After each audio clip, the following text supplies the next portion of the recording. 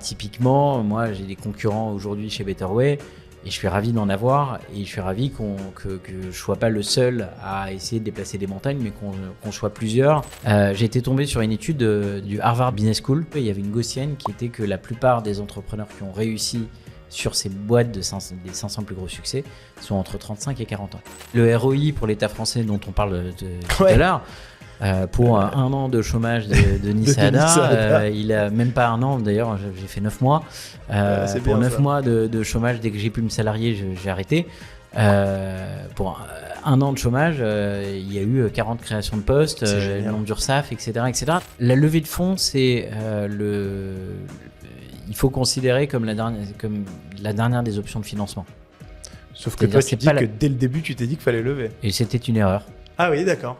Alors aujourd'hui, je reçois Denis Saada. Bonjour Denis. Bonjour Yann. Alors Denis, tu es cofondateur, CEO de Betterway, une fintech pionnière dans la mobilité durable, notamment pour les entreprises et les collectivités. Et tu es aussi coprésident de l'Alliance des mobilités. Bienvenue à toi. Merci de m'inviter à ce podcast. Denis, dans Changement de vitesse, on fait le point avec des entrepreneurs, des experts, des journalistes aussi, sur l'univers de la mobilité. Et justement, j'aimerais qu'on revienne un petit peu sur ton parcours, pour ensuite expliquer comment en 2019, un moment clé, puisque c'est un moment où on a eu la LOM, la loi d'orientation des mobilités, qui a commencé à voir le jour, toi, tu as eu ce déclic d'entreprendre, pas en sortie d'école, puisque justement, tu as commencé d'abord ta carrière, tu as étudié à Sciences Po, tu es rentré, tu as été consultant, tu as bossé en cabinet de conseil, tu es passé par Clear Channel et par Uber comme Head of Cities pour la France. Est-ce que tu peux nous en dire un petit peu plus sur toi ? Alors, toujours un peu difficile de parler de son parcours, mais je vais essayer de résumer et puis de donner un petit peu les déclencheurs un peu de ma vie professionnelle pour aider les auditeurs. Déjà, merci de me donner l'occasion d'en parler. En effet, alors je suis né à Nice, dans le sud de la France. J'ai grandi au bord de l'eau d'une famille classe moyenne.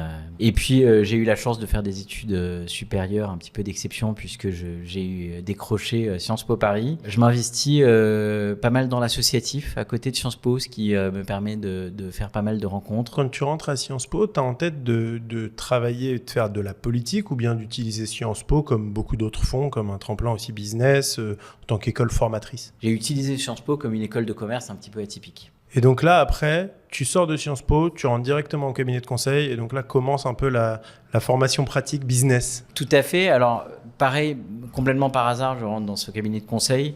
À la base, je cherchais du business dans les métiers du sport, puisque j'avais fait une filière métier du sport à Sciences Po. Okay. J'ai travaillé sur des marchés de prothèses de hanches. J'ai travaillé sur des marchés d'étiquettes électroniques dans les grandes surfaces, pour des grands opérateurs télécoms. C'est là où j'ai appris en fait à la fois affûter ma découverte de marché, dépasser les barrières mentales qu'on peut avoir. C'est une très bonne école pour plein de choses, mais aussi évidemment pour ce qu'on connaît du conseil, c'est-à-dire la capacité à être cadré, à être carré, à être rigoureux, synthétique, etc. Mais aussi une école un petit peu une école de la débrouille. Combien de temps t'es resté en cabinet de conseil? 4 ans et demi. Ah oui, mais donc là, tu te formes à fond, tu sors, t'es un peu KO et c'est le moment d'aller voir autre chose. Exactement. Tu rentres chez Clear Channel, c'est ça? Tu fais vraiment rentrer avec toi chez Clear Channel cet esprit récupéré du cabinet de conseil pour aller challenger un petit peu tout le business existant? Exactement, l'histoire est sympa. En fait, c'était un directeur de la stratégie, mais qui avait récupéré une partie de business qui s'appelait les nouveaux médias. Et concrètement, qu'est-ce qui s'était passé chez Clear Channel? On a créé carrément une nouvelle approche et on a convaincu le président de l'époque de créer une start-up au sein de l'entreprise qui s'est appelée Play. Okay. Et qui gérait uniquement les panneaux digitaux en parallèle des panneaux papier. Donc il y avait l'équipe traditionnelle, plus de 1000 personnes dans l'entreprise qui géraient des panneaux papier. Et il y avait au début c'était 3, ensuite c'était 10, ensuite c'était 20, ensuite c'était 30 personnes à côté qui géraient les panneaux digitaux. Au début on était dans les centres commerciaux. D'ailleurs, Clear Channel, ça s'appelle Cities Media maintenant, est leader dans les centres commerciaux. Concrètement, on avait des milliers d'écrans dans les centres commerciaux et on a fait un univers. Et ensuite, en effet, phase 2, phase 3, on a développé cette culture de la start-up média au sein de Cities pour le développer dans d'autres univers, y compris dans des villes. Et c'est moi qui me suis chargé également de ce développement-là. Comment tu t'es retrouvé chez Uber en tant que Head of Cities? J'arrive chez Uber en début 2019. Je suis arrivé chez Uber justement pour aller discuter avec les collectivités, avec deux aspects. Un aspect qui était plus, disons, affaires publiques, c'est-à-dire en effet parler avec les villes, essayer de régler un petit peu les différends ou les craintes qu'elles pouvaient avoir sur la présence de Uber qui se développait à l'époque de manière assez forte dans certaines villes de taille un peu plus intermédiaire. Et quand je suis arrivé, Uber était évidemment présent à Paris, à Nice, à Marseille, à Bordeaux, mais il se développait typiquement dans des villes type Orléans, Caen, Dijon, enfin des villes un peu plus restreintes, un peu plus petites. Et donc ça créait évidemment un peu enfin il fallait un petit peu faire de l'accompagnement, disons, auprès de ces collectivités pour leur expliquer comment Uber pouvait aider finalement les citoyens et pourquoi c'était une bonne nouvelle finalement d'arriver dans ces villes-là. Ce qui est intéressant, c'est que ces collectivités avaient une approche un petit peu ambivalente, c'est-à-dire que j'avais pas trop de difficultés à avoir des rendez-vous, y compris assez haut placés, avec des maires, avec des présidents d'agglo, etc. Parce que concrètement, elles accueillaient plutôt à bras ouverts Uber, dans le sens où c'était une marque de la grandeur de la ville et puis un atout notamment touristique, en fait. Concrètement, vous êtes à Reims, vous avez des touristes t'arrives à la gare, t'es content de pouvoir aller sur ton téléphone. Sur Uber. Même pas qu'anglais. Hein. Ça fait, passe-moi l'expression, ça fait ville de Pecno si tu n'as pas Uber, et ça fait ville un peu, tu es sur la carte si tu as une app Uber. Donc en fait, certains maires m'accueillaient plutôt à bras ouverts, mais au moment où on leur dit bon, on fait une photo ensemble, non, attendez, je veux pas de problème, je veux pas trop le savoir. Faites-le, mais faites votre business. Je veux pas trop qu'on le dise. L'histoire a montré que, et notamment on le voit à Paris, l'offre n'a pas cannibalisé les taxis. C'est-à-dire que en fait, c'est pas parce qu'on met une deuxième offre sur le marché, au contraire, ça va créer peut-être plus d'usage. Moi, je me rappelle quand je suis arrivé à Paris, prendre un taxi, c'était quelque chose qui était exceptionnel. C'est-à-dire, c'était pas du tout. On prenait un taxi vraiment si on devait aller à l'aéroport, qu'il y avait une galère, qu'on pouvait pas prendre les transports en commun, qu'on avait une grosse valise, etc.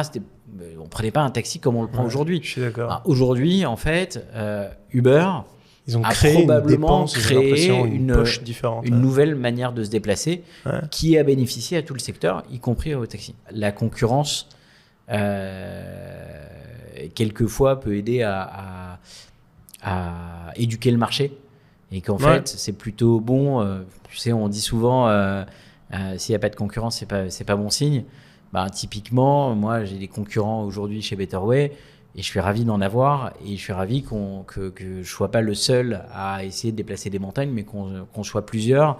Même si des fois à court terme ça m'embête de perdre des deals contre eux, à moyen terme je me dis heureusement qu'ils sont là, parce que ça me permet de créer un nouveau marché. Même au niveau des lois, etc., ça permet de faire bouger beaucoup de choses, le fait d'être plusieurs acteurs sur ce secteur. Au niveau des lois, au niveau de l'usage, au niveau de tout un tas d'éléments. Combien de temps tu restes chez Uber? Je reste moins d'1 an. Ok. On n'en a pas parlé, mais mon principal travail, c'était pas tant de faire des affaires publiques. Le principal travail, c'était de travailler à développer Uber comme un transport public. D'accord. Donc ça, c'était une notion très innovante. C'est ce qu'on appelle le transport à la demande. L'idée qu'on avait à l'époque, c'était de se dire, on va aller voir des collectivités, on va leur proposer que pour remplacer certaines lignes de bus ou certains transports qui étaient évoqués ou qui étaient proposés par la collectivité, de le faire non pas avec des bus, mais avec ce qu'on appelle du transport à la demande, c'est-à-dire des Uber. Donc tu restes un peu moins d'1 an, tu mets en place quand même ces premières choses, ce premier appel d'offres. Je reste pile 8 mois chez Uber. D'accord. 8 mois, c'est le temps de ma période d'essai. En fait, je perds mon poste après ma période d'essai. L'histoire de la création de Betterway est la suivante, et je pense qu'elle est assez intéressante. Quand j'étais chez Uber, on avait eu accès au premier bleu de la loi d'orientation des mobilités, c'est-à-dire les premières idées de la loi d'orientation, puisqu'on était impliqué en tant que Uber, comme tous les acteurs de la mobilité, sur toute une démarche. Dans cette LOM, il y avait ce forfait mobilité durable, qui était déjà évoqué. C'était Elisabeth Borne, qui était à l'époque ministre des Transports, qui avait été assez visionnaire et qui avait créé ce forfait mobilité durable. Et quand j'ai vu ça, je me suis dit, tiens, c'est intéressant, le forfait mobilité durable, il y a une nouvelle loi. J'ai un premier déclic qui est, je vois sur mon fil LinkedIn, je scrollais beaucoup puisque j'avais pas grand-chose à faire à ce moment-là, je vois sur mon fil LinkedIn plus que 5 jours pour déposer votre dossier pour intégrer l'incubateur de la mobilité, le MoveLab. Défi relevé, dans 5 jours, je fabrique mon BP, ma vidéo, ma presse et mon machin. Donc, je me dis, qu'est-ce que tu as à faire de mieux de tes journées, Denis ? Vas-y, fonce, fais ton truc. Donc, je fais vraiment tout. Je fais une vidéo fait maison, je prends un truc, une version démo de PlayPlay et puis je fais une vidéo sur PlayPlay. Je fais ma presse telle que je l'imagine. J'appelle mon pote développeur informatique qui bossait dans les cartes de crédit. Je lui dis, ça te dérange si tu peux m'envoyer ta photo ? Qu'est-ce que tu veux faire ? Tu le mets sur ta presse. Ça te dérange si je peux te mettre sur ma presse en disant que tu es mon CTO. Donc je monte et je dépose ce dossier du MoveLab. C'est génial. Tu as créé une équipe, un business plan, une presse, une vidéo, 5 jours. Et tout ça finalement grâce au MoveLab. Exactement. C'est génial, je ne savais pas ça. Grâce au MoveLab. Okay. Donc ça, je me rappelle, je le dépose, je crois, le 6 octobre ou quelque chose comme ça. C'est une des premières promotions à l'époque du MoveLab. Ouais, c'est la 3e ou 4e. Alors pour ceux qui nous écoutent, le MoveLab, c'est l'incubateur de la mobilité durable en France, qui est à Station F, qui a été cofondé par Mobiliance, à l'époque CNPA, et VID, le fonds d'investissement de la mobilité. Et donc eux, sur une de leurs premières séquences, c'est tous les 6 mois, c'est ça ? Oui, c'est ça. Il y a Denis Saada qui arrive et qui pitch. Je reçois une offre d'emploi super bien payée, exactement dans ce que je cherchais, dans une très belle boîte qui était à l'époque dans le Next 40, qui est toujours dans le Next 40, je crois, enfin une super boîte, etc. Vraiment hyper aligné sur tout. Et le même jour, je reçois le refus du MoveLab. Wow. Qui me dit, évidemment, comme j'avais rien et que ça se voyait hyper bien, en fait, mon projet n'avait aucun sens, quoi.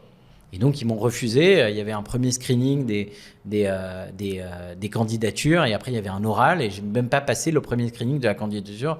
Je ne suis même pas passé à l'oral. Et donc, ce jour où je reçois les deux propositions, je me dis, en fait, je me dis le soir, merde, je devrais être hyper content. Et en fait, je suis hyper déçu. C'est plus ce que tu veux. Et je me rends compte à ce moment-là, deuxième déclic, de me dire, merde, en fait, ce que je veux, c'est monter une boîte. C'est monter ce truc-là. Finalement, je m'étais fait à l'idée que j'allais monter Commuter et pas que j'allais partir dans cette belle boîte et poursuivre une super carrière dans une boîte. C'était un petit déclic, mais qui m'avait aussi pas mal intéressé. C'est presque le 3e et demi, c'est le 4e. J'ai été tombé sur une étude du Harvard Business School qui avait classé, qui avait fait une courbe, qui avait classé l'âge des entrepreneurs de toutes les boîtes des 500 plus gros succès. Et c'était intéressant parce que en fait, il y a une gaussienne, tu sais, en fait, il y a très peu d'entrepreneurs jeunes qui réussissent et assez peu d'entrepreneurs vieux. Il y avait une gaussienne qui était que la plupart des entrepreneurs qui ont réussi sur ces boîtes des 500 plus gros succès sont entre 35 et 40 ans. Je te parlais du 3e déclic qui était assez intéressant et c'est un petit tabou, on n'en parle pas souvent en fait dans le monde de l'entrepreneuriat, en tout cas en France. Le 3e déclic, c'est l'aide que j'ai eue financière pour monter l'entreprise. Cette aide financière s'appelle le chômage. En fait, concrètement, quand j'ai commencé à réfléchir, j'étais au chômage, qui était plutôt bien, qui me permettait de continuer à vivre correctement et à payer. Typiquement, tu dis, j'étais père de famille, j'ai 3 enfants, j'ai un bien immobilier que j'ai acheté, etc., un rythme de vie, etc. Donc en fait, ce chômage me permettait de continuer à vivre correctement, peut-être un peu plus en serrant la ceinture. Mais en revanche, je me suis dit, à ce moment-là, ok, l'État français me donne un chèque en blanc de pour entreprendre. X dizaines de milliers d'euros pour entreprendre Et moi, je suis en train de leur dire, ah non, j'en veux surtout pas. Je vais prendre un job. Je vais prendre un job. Je ne veux pas que l'État français m'aide à monter une boîte. Parce que c'est ça, en fait. C'est une manière de voir les choses. Ouais. Ce que l'État français fait Ok. en encourageant. Mais j'en ai discuté avec beaucoup d'entrepreneurs qui me disent, ben oui. C'est intéressant parce qu'on n'en parle pas très souvent, comme tu l'as dit.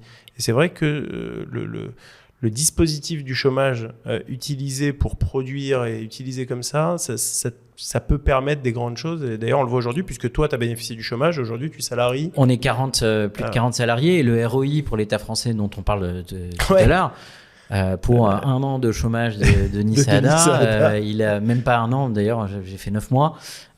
Pour 9 mois de chômage, dès que j'ai pu me salarier, j'ai arrêté. Pour un an de chômage, il y a eu 40 créations de postes, le nombre d'URSSAF, etc., etc. Donc en fait, finalement, il y a un ROI. Et je crois qu'il faut être conscient de cette chance-là. Je partageais ça avec... j'ai un beau-frère qui habite en Israël, qui est un pays qui est très réputé pour le fait de monter des startups. Ben, eux, en fait, ils n'ont pas du tout ça. C'est-à-dire que s'il veut monter sa boîte, ben, c'est sur ses propres économies.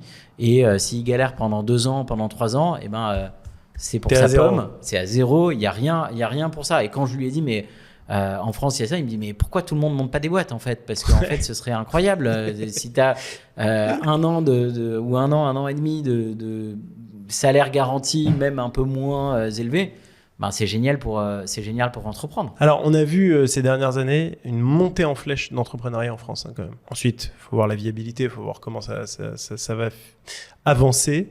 Mais c'est vrai que on a de plus en plus de création d'entreprises en France. Et je pense de manière générale, ça en dit aussi long sur nos états d'esprit actuels. Tu montes Betterway en 2019. Vous arrivez, comme on le disait tout à l'heure, au même moment que la LOM, la loi d'orientation de mobilité, qui finalement donne la possibilité de créer cette boîte, puisque sans ça n'aurait pas tenu la route, ça n'aurait pas été logique, puisqu'on a à ce moment-là le forfait mobilité durable.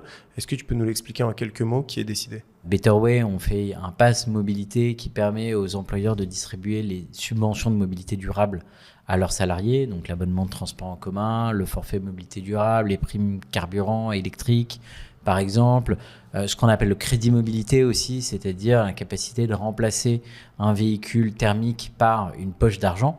Donc, on accompagne beaucoup de grands employeurs français.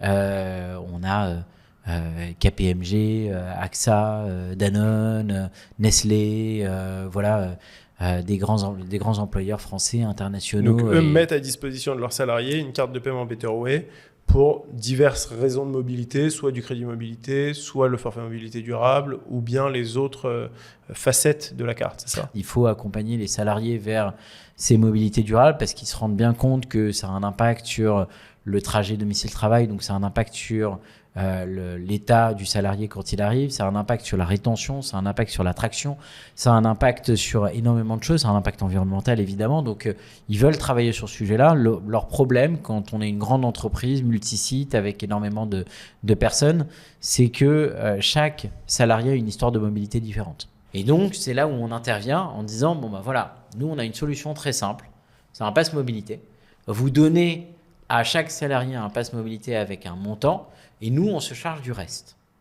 On se charge du reste, ça veut dire on se charge à la fois de conseiller le salarié vers la mobilité qui lui convient le mieux, de le rendre accessible, de gérer les règles de dépenses, et puis on délivre à l'employeur une simplification des processus internes, notamment une simplification de l'approvisionnement du fichier paye, puisque la mobilité durable doit apparaître sur la paye. Donc voilà, basiquement, tout ce qu'on fait, on vient externaliser en quelque sorte la gestion de la mobilité durable pour les grandes entreprises.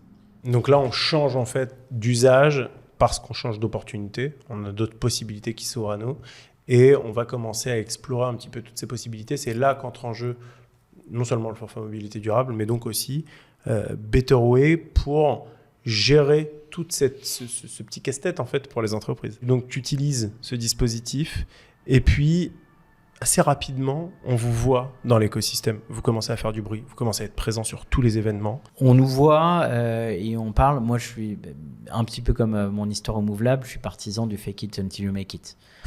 C'est une grande phrase des start-upers, mais globalement, Bah oui, moi, je vais aller, du moment où je décide de me plonger dedans, je vais taper à toutes les portes, je vais aller voir tout le monde, je prends le taureau par les cornes, j'y vais avec mon culot et ma présentation produit en disant oui, ben voilà le produit qu'on va sortir d'ici quelques mois, est-ce que vous êtes prêts à l'acheter, j'envoie des devis, enfin, vraiment, j'essaye d'être le plus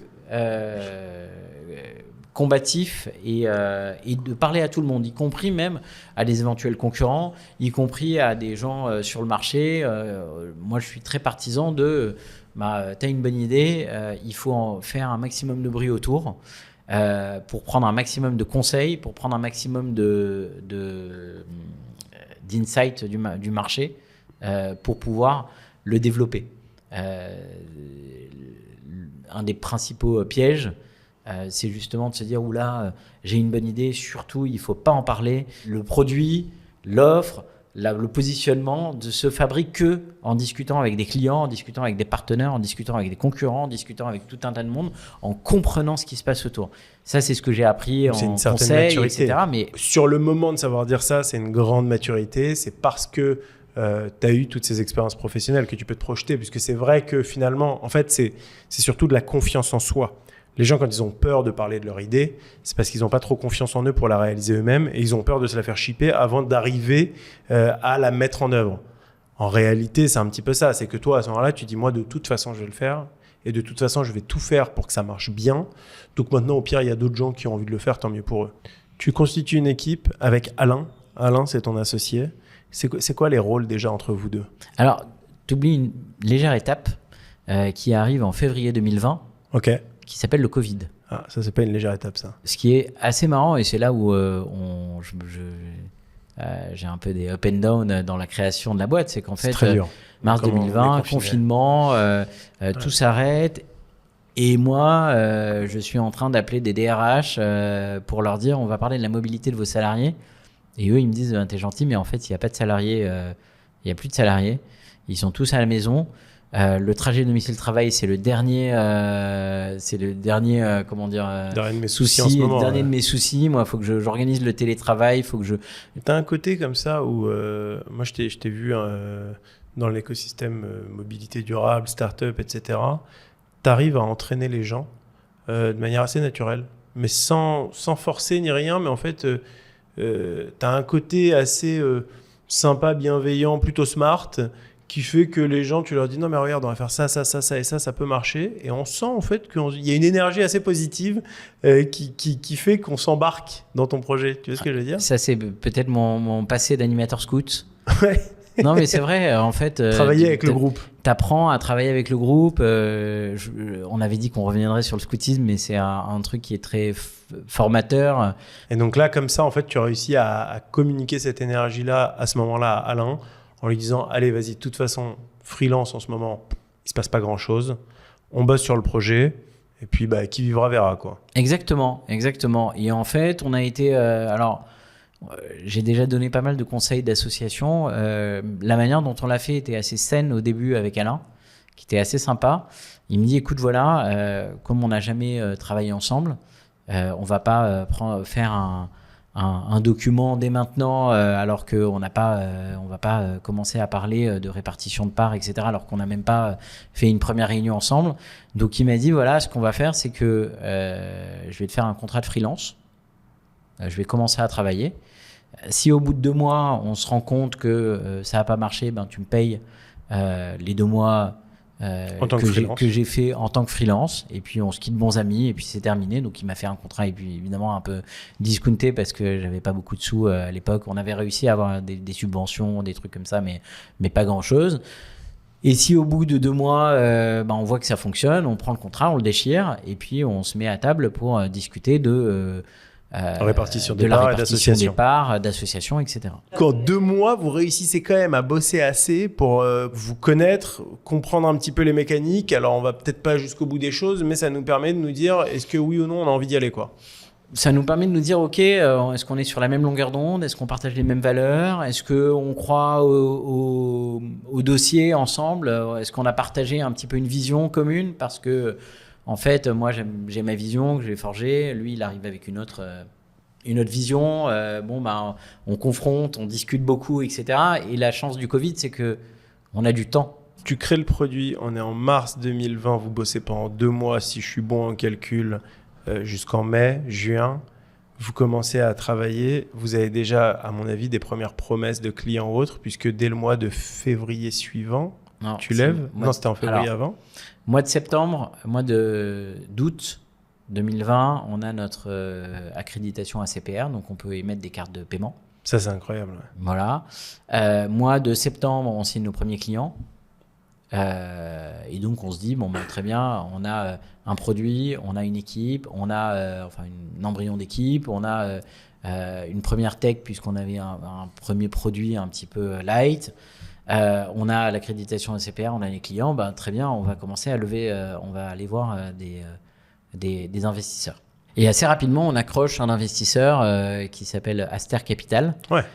Qui est une très belle boîte, très beau fonds d'investissement qui croit au projet, et des grosses boîtes nous font confiance, y compris on a signé deux comptes assez gros à l'époque qui étaient Back Market, qui est quasiment le premier client, et Allianz.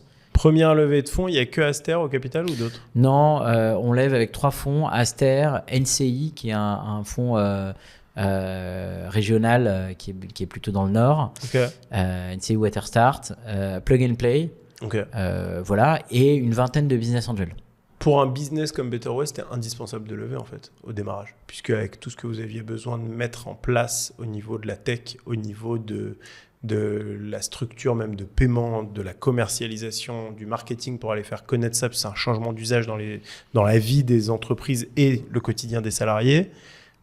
C'était impensable. C'est-à-dire, si vous ne leviez pas de fonds à ce moment-là, la boîte était tuée dans l'œuf, quoi. Alors, la levée de fonds, c'est il faut considérer comme la dernière des options de financement. Sauf que toi, tu dis que dès le début, tu t'es dit qu'il fallait lever. Et c'était une erreur. Ah oui, d'accord. Ouais, je pense on a étudié et on a utilisé d'autres options de financement. On a été malin pour pouvoir aller plus vite et plus loin, pour pouvoir lever dans des bonnes conditions. La levée de fonds, il faut la considérer comme la dernière des options. Je pense qu'il y a, moi j'en dénombre 5 des options 4 avant la levée de fonds. La première, c'est de se financer par ses clients. Donc concrètement, réussir à vendre des produits et des services à ses clients. Ça, c'est la plus royale et la plus noble des options de financement. Le deuxième élément qu'il faut regarder, c'est tout ce qui est subvention publique ou subvention. Ça, on l'a fait. Et typiquement, jeunes entrepreneurs, penchez-vous sur tout ce qui est BPI, tout ce qui est prêt d'accompagnement, etc., etc. Il y a plein de choses qui existent. Et ça met du beurre dans les épinards au début, ou en tout cas ça permet déjà de commencer à structurer. Donc ça, c'est le deuxième point. Donc 1, ton client. 2, les subventions. 3, tes fournisseurs. Donc une des manières d'avancer et de lever de l'argent, c'est d'aller voir tes fournisseurs en leur disant voilà, en fait, je vais créer de la valeur. Cette valeur, on va la partager ensemble. Donc, aide-moi, dès le début, à créer cette valeur-là. Donc, en fait, chacun des fournisseurs, vous avez la possibilité, en tant qu'entrepreneur, d'aller les voir. 4e, il y a tout ce qui est prêt bancaire. Mais ça, pour avoir des prêts bancaires, en général, il faut avoir du chiffre d'affaires. Il faut pouvoir montrer que ça fonctionne. Mais oui, il y a une 4e point. Et puis, 5e point, c'est la levée de fonds. C'est de se dire, je vais diluer de la part là-dessus. Mais tant qu'on n'a pas étudié les 4 autres et qu'on n'est pas allé au bout des 4 autres, je déconseille de se pencher sur la levée de fonds. Là, à date, Betterway, vous avez déjà levé 2 fois des fonds, puisque vous avez levé en 2020 ou 2021 du coup. 2021, oui. 21, vous avez levé 1,5 million. Exactement, 1,5 million. Et après ça, là, tu rentres vraiment dans le cœur business. On développe une équipe, on lance les projets, on va chercher les clients, on adapte le produit aux clients, aux besoins, aux salariés, au quotidien des employés, etc. Et c'est là vraiment qu'on rentre dans le dur, quoi, non ? On rentre pile dans le dur, levée de fonds 1,5 million, On est tout content, on se dit tiens ça y est on va recruter, donc on commence à recruter 1, 2, 3, 4, 5, 6 personnes, etc. On se dit ben, tiens il nous faut un directeur commercial, il nous faut un directeur des opérations, il nous faut un machin, il nous faut un truc, etc. Donc on recrute plein de monde. Et là, grosse traversée du désert, pendant plus de 6 mois, on signe aucun client. Il se passe rien. Mais on garde la bonne étoile, on structure beaucoup. On se dit, bon, bah, tiens, il y a des nouvelles personnes hyper talentueuses qui nous rejoignent. On va travailler avec eux, on va structurer, on va faire les choses de plus carrées, on va mettre en place des process, etc. C'est vraiment une période de structuration où en fait les projets sont plus... Le deuxième semestre est plus fort que le premier semestre pour des raisons essentiellement liées au rythme de vie des entreprises. D'accord. Et donc, premier semestre 2021, il ne se passe pas grand-chose et là, on flippe un peu quand même. On a onboardé, on a formé, on a appris à travailler ensemble avec cette toute nouvelle équipe. Et puis 2022, ça commence à tomber et ça commence à se développer pas mal. Là, on commence à développer, on a plus de clients, on avance. On a aussi une plus grosse notoriété. Le marché s'ouvre, puisqu'en face de vous, à l'époque, il y a Skipper. Moi, d'ailleurs, avec Press Mobility, à l'époque, je travaillais avec Skipper, avec Yann. Et donc, on commence à avoir d'autres concurrents, d'autres aussi plus petits qui commencent à éclore. Donc, le sujet du forfait mobilité durable à ce moment-là commence à devenir concret dans la vie des entreprises françaises. En fait, on craque aussi un deuxième sujet et on apprend aussi lors de cette période-là. Le deuxième sujet qu'on craque, c'est de se dire, en fait, gérer le forfait mobilité durable tout seul, c'est pas suffisant. Il faut gérer également l'abonnement de transport en commun. Vous savez, tu sais, dans les entreprises, il y a une dizaine d'avantages mobilité en France. D'ailleurs, c'est un millefeuille incompréhensible pour beaucoup. Il faut vraiment être expert pour comprendre ce millefeuille-là. Mais il y en a un principal, c'est le remboursement du pass Navigo ou de l'abonnement de transport en commun à 50%. Et on découvre assez rapidement que c'est une douleur pour les entreprises et c'est une douleur aussi de le gérer en même temps que le forfait mobilité durable. Donc en fait, c'est un deuxième déclic donc, de notre offre qui n'était que forfait mobilité durable, qui va s'orienter vers l'abonnement de transport en commun et qui aujourd'hui, on va en parler peut-être plus tard, touche maintenant l'ensemble des dépenses de mobilité de l'entreprise. Donc vous n'êtes pas un véhicule de financement qui est au service, entre autres, de la mobilité des entreprises. Vous êtes vraiment un expert de la mobilité qui utilise le financement comme porte d'entrée ou comme moyen pour pouvoir faciliter la mobilité des entreprises. Tout à fait. Et d'ailleurs, aujourd'hui, la carte de paiement mobilité, puisque pour ceux, on ne s'est pas bien présenté, mais on est le créateur du Pass Mobilité en France, donc des cartes de paiement un petit peu comme des tickets restaurants, mais pour les transports. La carte de paiement mobilité n'est plus du tout le seul moyen de payer sa mobilité ou d'utiliser de la mobilité chez Betterway. Un des moyens, c'était de développer des moyens de paiement. Maintenant, on est en train de développer tout un tas d'autres choses qui permettent d'accéder à la mobilité à tous.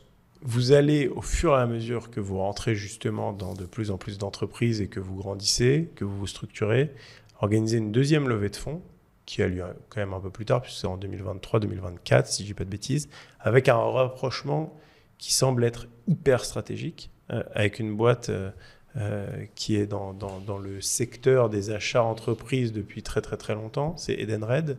Comment ça se passe et comment se crée l'opportunité et la rencontre avec Edenred? Alors, l'histoire, c'est que 2022, on a brûlé pas mal de notre levée de fonds de 1,5 million.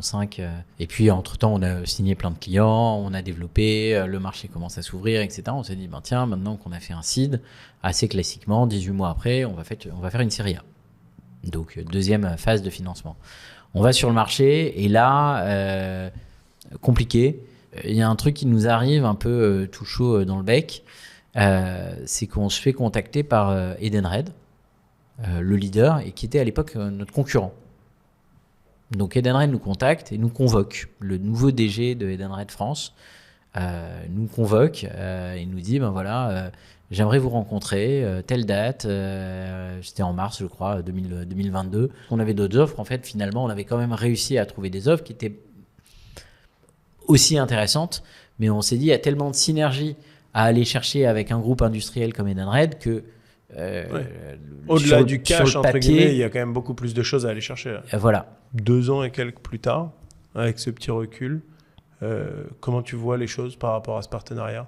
Alors aujourd'hui, on a, alors, j'ai aucun regret sur le sujet, c'est-à-dire que Edenred est une très belle boîte. Je dis pas ça parce que c'est mes actionnaires et qui vont m'écouter. Hein. Non, mais franchement, on s'y sent bien. C'est une boîte qui est, malgré la taille, qui est très entrepreneuriale, très dynamique, donc avec énormément c'est une culture très dynamique. Et voilà, et humainement, ça se passe aussi extrêmement bien avec mes board members, etc., qui n'ont pas menti dans le sens où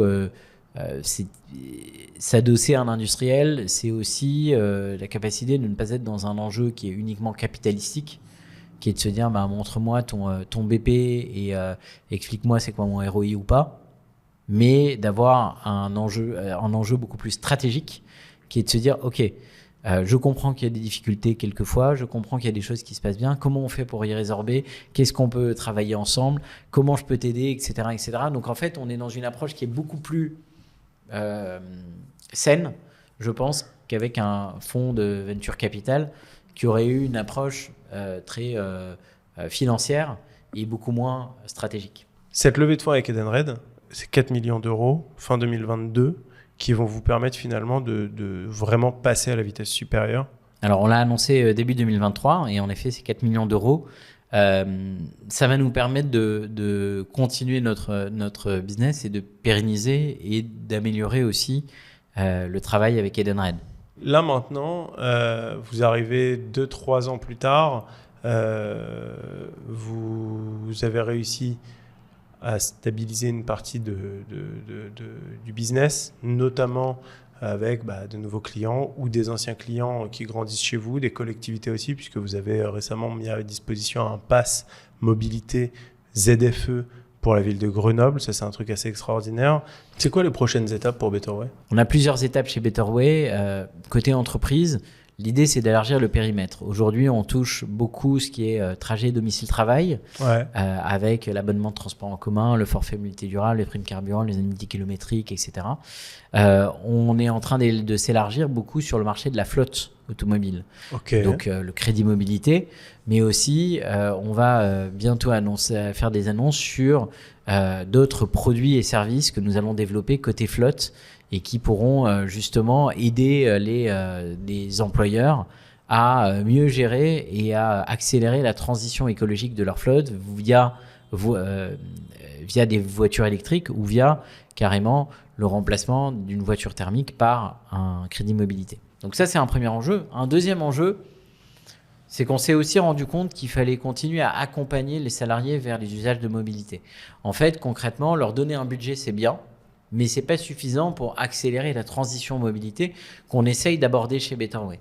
Et donc, un des enjeux qu'on poursuit, c'est de mettre à disposition des équipes d'experts, des marketplaces également, sur lesquels le salarié va pouvoir trouver la mobilité de son choix et être accompagné vers cette mobilité-là. Le but, c'est vraiment d'être l'entreprise de la transition durable de la mobilité pour les entreprises, au sein des entreprises. Exactement. Alors, au sein des entreprises, tu me tends la perche, mais aussi au sein des collectivités. Ouais. On a développé maintenant, avec la même idée à peu près, l'idée d'un pass mobilité. Pass ZFE à un moment, mais alors Exactement. Maintenant, c'est peut-être plutôt le pass mobilité pour les collectivités. On a développé un pass mobilité pour les collectivités. On a une première réussite avec la métropole de Grenoble. Concrètement, ils sont venus nous voir en nous disant voilà, nous on a mis en place une zone à faible émission. Cette zone à faible émission, elle est assez excluante pour les personnes qui abandonnent leur voiture thermique polluante, et on voudrait créer une sorte de prime à la conversion, mais cette fois-ci pas une prime à la conversion qui remplace un véhicule par un véhicule, mais une prime à la conversion qu'on va appeler multimodale, donc c'est-à-dire qui remplace un véhicule par un bouquet d'autres usages. Donc typiquement, ce qu'a fait Grenoble, c'est qu'ils mettent à disposition des salariés, des citoyens qui abandonnent leur véhicule, plus de 1 000 € pour faire du transport en commun, du train local, du covoiturage, de l'autopartage et du vélo et d'autres types de mobilité. Et ça, c'est en train de se développer dans d'autres villes également. Typiquement, on annonce également le lancement de la ville de Strasbourg. Ok, génial. Où on est maintenant l'opérateur du compte mobilité de Strasbourg. Ok. Et donc, où là, on fait à la fois ce pass ZFE, mais aussi on va se charger de toute la gestion de la subvention vélo. Et puis l'intérêt de Betterway là-dedans, en fait, c'est justement de se dire que grâce à la carte, on va pouvoir dire qu'on verse de l'argent qui est utilisable, mais on peut bloquer en gros les usages et dire ce n'est utilisable que pour la mobilité. C'est pas un chèque en blanc qui derrière va être dépensé ailleurs, quoi. Nous, on est un tiers de confiance en fait, concrètement pour les employeurs ou pour les collectivités, c'est-à-dire pour les financeurs de mobilité. On va vérifier que l'argent a été dépensé à bon escient et essayer de mettre un maximum de garde-fous pour éviter un détournement de la nature de cet argent qui est dédié à la mobilité durable. Toi, tu as rejoint et tu coprésides maintenant l'Alliance des mobilités. Donc, c'est justement la mobilité durable étant devenue si importante que Mobiliance, qui représente un peu tous les acteurs des filières automobiles et mobilité, a créé l'Alliance des mobilités. Tu coprésides cette Alliance des mobilités. C'est une fédération, donc ça a aussi un enjeu d'affaires publiques pour pouvoir parler et faire valoir les enjeux de la filière de la mobilité durable auprès des décideurs publics. Comment tu sens les choses aujourd'hui? Est-ce que tu as l'impression qu'il y a un rétropédalage de nos décideurs publics? Tu me poses la question, je pense qu'il faut être vigilant. C'est-à-dire que, en fait, on est sur un marché qui est très jeune. On est sur des solutions de mobilité qui sont très nouvelles. Je pense qu'il faut accepter et que les pouvoirs publics acceptent une part d'expérimentation, d'expérimental.